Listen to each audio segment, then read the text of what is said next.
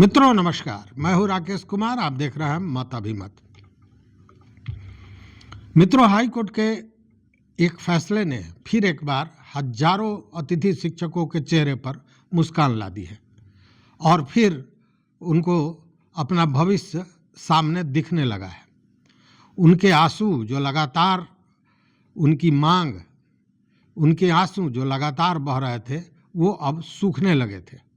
लेकिन इसी दौरान अतिथि शिक्षकों के मामले की सुनवाई करते हुए पटना हाई कोर्ट ने अपना जजमेंट दिया और जजमेंट में पटना हाई कोर्ट ने अतिथि शिक्षकों को हटाने को लेकर जो आदेश दिया गया था विभाग द्वारा उसे निरस्त कर दिया और ये कहा कि अतिथि शिक्षकों को स्कूलों से नहीं हटाया जा सकता है। स्पष्ट, अतिथि शिक्षकों को स्कूलों से नहीं हटाया जा सकता है।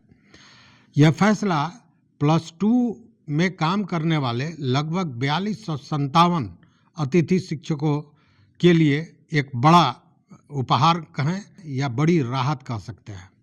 बहुत राहत मिली है, क्योंकि जब शिक्षकों को हटाया गया था उसके बाद से ही शिक्षक मांग पर अड़े हुए थे, धरना प्रदर्शन सब करते रहे थे, रो रो कर बुरा हाल था। उस बीच में आपने कई वीडियो देखा होगा, क्योंकि जब शिक्षकों की कमी थी तो पढ़ने पढ़ाने का काम वो शिक्षक कर रहे थे।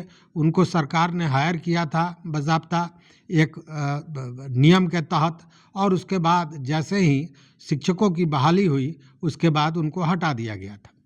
हालांकि सरकार का ये कहना था कि जो अनुबंध हुआ था उसी में यह दिया गया था कि जब नियमित शिक्षक आ जाएंगे तो उनकी सेवा स्वतः समाप्त कर दी जाएगी। लेकिन उतने दिनों जब शिक्षक नहीं थे तो अतिथि शिक्षकों से काम लिया गया, मतलब वो योग्य थे।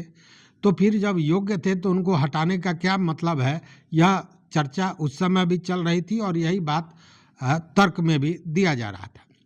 आपको याद होगा कि 30 मार्च 2024 को बिहार के माध्यमिक शिक्षा निदेशक द्वारा एक आदेश जारी करते हुए अतिथि शिक्षकों की सेवा समाप्त कर दी गई थी। और उसके बाद जब शिक्षकों के मांग की सुनवाई नहीं हुई, उनको सेवा में रहने देने की जो याचना थी वो लगातार कर रहे थे, इसकी सुनवाई नहीं की गई, तो 5 शिक्षकों के एक टीम ने, मतलब 5 शिक्षकों ने मिलकर पटना हाई कोर्ट में एक केस दर्ज किया था और उसी की सुनवाई हुई। सुनवाई में दोनों पक्षों की बात सुनने के बाद जो जस्टिस पूर्णेंद्र सिंह उन्होंने यह आदेश जारी किया और जस्टिस पूर्णेंद्र सिंह के बेंच ने स्पष्ट कहा कि बिना किसी कारण के सेवा समाप्त करना गलत है, यह नहीं किया जा सकता है। दूसरी बात उन्होंने यह कही कि राज्यपाल के अनुमोदन और अधिसूचना के आधार पर इनकी नियुक्ति हुई थी। तो कहने का मतलब है कि महामहिम राज्यपाल के अनुमोदन और अधिसूचना को किसी कार्यकारी आदेश से समाप्त नहीं किया जा सकता है, यह कानून सम्मत नहीं है।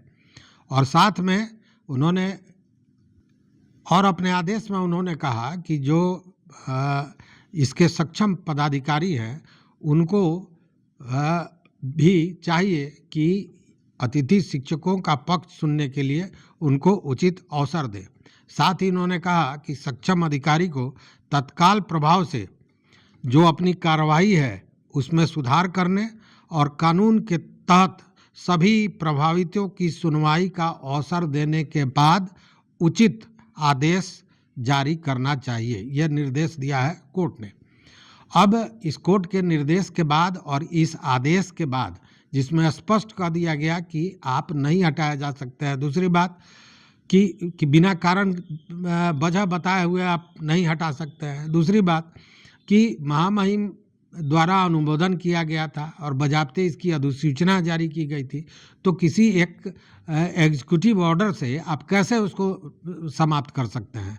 तो इसको भी गैर कानूनी बताया उन्होंने कोर्ट ने और उसके बाद यह आदेश दिया। अब जो अतिथि शिक्षक हैं आप जानते हैं कि 30 मार्च 2024 को यह आदेश निकला था और 1 अप्रैल से उनकी सेवा समाप्त कर दी गई थी। लेकिन इस आदेश के बाद फिर एक बड़ी राहत मिली है और जो खोई हुई मुस्कान थी पुनः वापस आई है। देखने की बात है कि अब सुनवाई और मतलब एक रास्ता तो खुला, अब देखते हैं कि आगे क्या होता है, यह तो भविष्य बताएगा। लेकिन यह एक राहत का समाचार निश्चित रूप से अतिथि शिक्षकों के लिए है। तो इस वीडियो में बस इतना ही। देखते रहिए मत अभिमत। मित्रों, चैनल पर नए हो तो सब्सक्राइब कीजिए, लाइक कीजिए, दोस्तों के साथ शेयर कीजिए और अपना विचार जरूर दीजिए। बहुत बहुत धन्यवाद। कोटिशः आभार।